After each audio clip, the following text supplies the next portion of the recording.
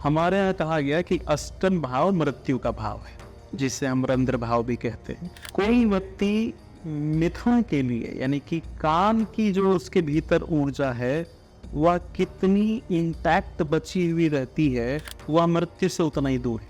आपकी फर्टिलिटी बनी हुई है, आप मृत्यु से दूर है, ये नियम। आप देखिए मृत्यु आने के क्या क्या लक्षण है।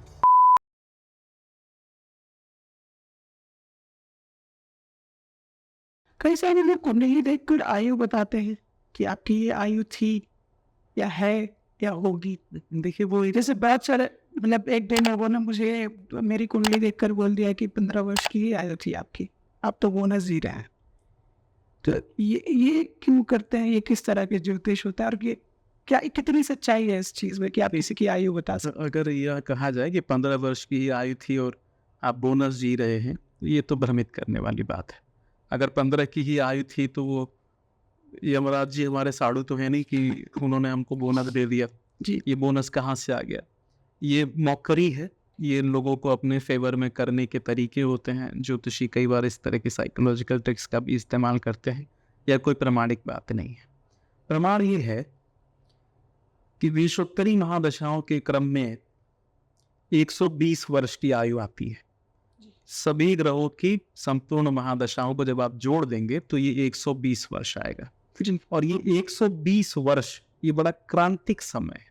ठीक, कारण ये है कि 120 वर्ष वह समय होता है जिसमें सूर्य और चंद्रमा बिल्कुल उसी स्थिति में होते हैं जो जन्म के समय थे।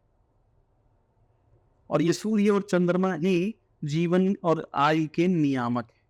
ज्योतिष का एक विषय है आयुर्दाय, किसी व्यक्ति की आयु कितनी होगी, किन परिस्थितियों में वो मर सकता है।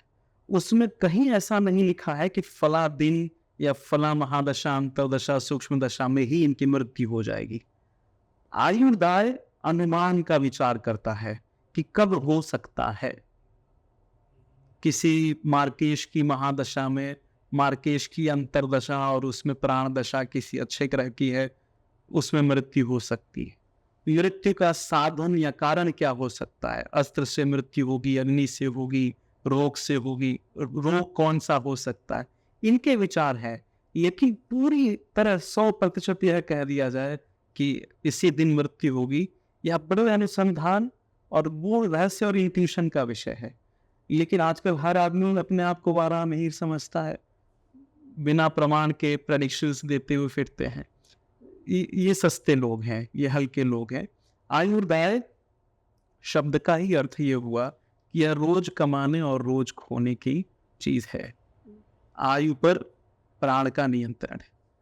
अगर सब कुछ पूर्व निश्चित होता तो प्राणायाम से आयु बढ़ती है, योग का कथन है, योग शास्त्र का कथन। जी, तो महर्षि पतंजलि झूठ तो बोल नहीं रहे। आयु यह ध्यान रखा जाए कि रोज कमाई जाने वाली और रोज खोने वाली चीज। हमसे कहा जाए कि मैं 120 वर्ष की आयु लेकर के आया हूं और मैं कल से रोज शराब पी पी के लीवर खराब कर लूं, कोलेस्ट्रॉल बढ़ा लूं घी खाते खाते, तो क्या मैं 120 वर्ष की आयु तक पहुंचूंगा? नहीं पहुंचूंगा। लेकिन यह जरूर है कि आयु को जीता जा सकता है, इसके पार जाने के साधन है। इतिहास में ऐसे लोग हुए हैं जिन्होंने अपनी आयु को बढ़ाने में कामयाबी प्राप्त की है। देवराहा बाबा साधारण इंसान थे, लेकिन उनकी आयु के बारे में देखिए कितनी तरह की बातें होती हैं, चर्चाएं होती। आयु के पार जाने के साधन हैं। पहले लोग मतलब जैसे हम तो वैसे जो डेटा देखते हैं उसमें तो हमने देखा कि 1950s 40s जो हमारा वो फ्रीडम स्ट्रगल वाला समय था, तब से लेकर 90s तक जो उम्र रही वो काफ़ी कम रही, और अब जो उम्र का औसत है वो बढ़ रहा है। निश्चित रूप से बढ़ी। ठीक है, क्योंकि हमारे पास दवाइयों का साधन उपलब्ध है, बहुत सारी आजकल टेक्निक्स आ गई हैं कि पहले तो लोग बहुत छोटी छोटी चीज़ों पर मृत्यु हो जाया करती थी, बुखार हुआ मर गए, चेचक हो गया मर गए। पर धीरे धीरे मुझे लगता है कि म्यूटेशन जो भी हुई वो हमारी एंटीबॉडीज़ में, या जो भी हमारा, जो आप तंत्रिका तंत्र की बात कर रहे थे, जो सबसे बड़ा कारण तो एडवांस मेडिकल सिस्टम है। Average life span Asian countries में भी बढ़ी है। पिछले 3-4 दशकों में यूरोपियन और अमेरिकन कंट्रीज ने इस पर एक अलग तरह का काम करके दिखाया था। अब भारत और बांग्लादेश, नेपाल, पाकिस्तान जैसे देशों में भी एवरेज लाइफ स्पैन निश्चित तौर पर बढ़ी है। आजकल लगभग 69 ईयर्स के आसपास एवरेज लाइफ स्पैन है भारत में लोगों की। ये आगे और बढ़ेगी, जी। है ना? क्योंकि जैसे जैसे अवेयरनेस बढ़ रही है, एनाटॉमी की अवेयरनेस, फिजियोलॉजी की अवेयरनेस, मेडिकल सिस्टम की अवेयरनेस और उसकी उपलब्धता, अभी भारत जैसे देश आने वाले 10-15 वर्षों में एक तरह के एग्रीगेटेड मेडिकल सिस्टम की तरफ बढ़ते हुए दिखाई देंगे, जहां एक ही कैंपस में या एक ही बिल्डिंग के नीचे आयुर्वेद की भी ट्रीटमेंट चल रही है, होम्योपैथी की भी ट्रीटमेंट चल रही है। और मैं तो कहता हूँ कि इसमें थोड़ा सा एस्ट्रोलॉजी का भी सहारा लेना चाहिए, मेडिकल एस्ट्रोलॉजी का लेना चाहिए। शिवराज सिंह चौहान ने एक बार कोशिश की थी मेडिकल एस्ट्रोलॉजी को मेडिकल के साथ जोड़ने का और एकेडमिया के साथ जोड़ने का, लेकिन वो हो नहीं पाया था। आगे भविष्य में ऐसा हो ही जाएगा। तो तंत्र भी कुछ कहता है आयु बढ़ाने के, कुछ मंत्र भी हो सकते हैं या तंत्र भी हो सकते हैं? पूरा पूरा खेल तंत्र का इसी के लिए है। अच्छा। जैसे हमारे यहाँ जो वैष्णव लोग हैं, उन्होंने शरीर को उतना महत्व नहीं दिया। वो बोलते हैं शरीर तो टेम्पररी चीज़ है, इसकी क्या आवश्यकता। तंत्र वास्तव में शरीर को ही तंत्र कहता है। अच्छा। रामकृष्ण परमहंस का एक बड़ा सुंदर और बड़ा प्रसिद्ध भजन है, इसमें भगवती को कहते हैं कि आमी तंत्र तुमी तंत्री। शरीर रहेगा तो इससे हम धर्म कर सकते हैं, इस शरीर के ही माध्यम से हम पूजा पाठ, मंत्र जप, दान हवन, पुण्य परोपकार कर सकते हैं। शरीर माध्यम खलु धर्म साधनम हमारे यहाँ कहा गया है। शरीर ही नहीं रहेगा तो पता नहीं क्या होगा, मंत्र जप कौन करेगा, होगा कि नहीं होगा, किस योनि में जाएंगे। तो शरीर की रक्षा करना ही चाहिए। और पूरे तंत्र तंत्रों से भरे हुए हैं, एक दो नहीं, हजारों लाखों प्रयोग हैं आयु की रक्षा के लिए, शरीर की रक्षा के लिए, ओज की रक्षा के लिए। क्या ज्योतिष ग्रंथों ने या हमारी, देखिए आयुर्वेद तो अपने आप पे एक चीज है, बट क्या ज्योतिष के भी कुछ सिद्धांत या नियम ऐसे हैं जिनसे हम अपनी एजिंग को थोड़ा स्लो डाउन कर सकते हैं या हम ज्यादा दिनों तक यंग रह सकते हैं? वाह, बहुत बढ़िया प्रश्न है ये।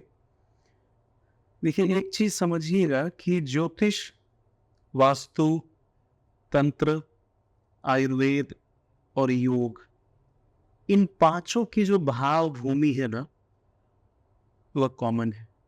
और उस भाव भूमि का नाम है, आज की भाषा में कहा जाए तो, एनर्जी। क्या एनर्जी कैरी कर रहे हैं, क्या उसमें परिवर्तन लाना है। अब एनर्जी आजकल बड़ा हॉट टॉपिक है। हम क्यों बूढ़े होते हैं या क्यों जल्दी मर जाते हैं, इसमें डीएनए प्रोग्रामिंग का भी रोल है, इसमें एंट्रोपी का भी रोल है, क्योंकि डिग्री ऑफ रैंडमनेस बढ़ती है। हमारा शरीर जितना हीट जनरेट करेगा, हम उतनी जल्दी बूढ़े होंगे, है ना। जितना ज़्यादा लोड हम डालेंगे अपने ऑर्गन्स पर, उतनी जल्दी हम बूढ़े होंगे। हम जितनी जल्दी जल्दी सांस लेंगे, उतनी जल्दी बूढ़े होंगे। तमाम थ्योरीज। ज्योतिष का इसके बारे में एक बड़ा सुंदर निरूपण है। ज्योतिष का एक बहुत पुराना नियम है, भावात भावम। भावात भावम का नियम ये कहता है कि भाव से भावेश की दूरी और भाव से भाव की दूरी को समझिए। जैसे उदाहरण से समझते, हमारे यहाँ कहा गया कि अष्टम भाव मृत्यु का भाव है, जिसे हम रंध्र भाव भी कहते हैं। तो भावात भावम के नियम के अनुसार अष्टम से अष्टम, यानी कि अब वो मृत्यु का मृत्यु हो जाएगा जी। कुछ ज्योतिष ग्रंथों ने इसे नृसिंह भाव भी कहा, क्योंकि नृसिंह की उपासना में उनको मृत्यु का मृत्यु कहा जाता है। तो अष्टम का अष्टम भाव हुआ तीसरा भाव जी।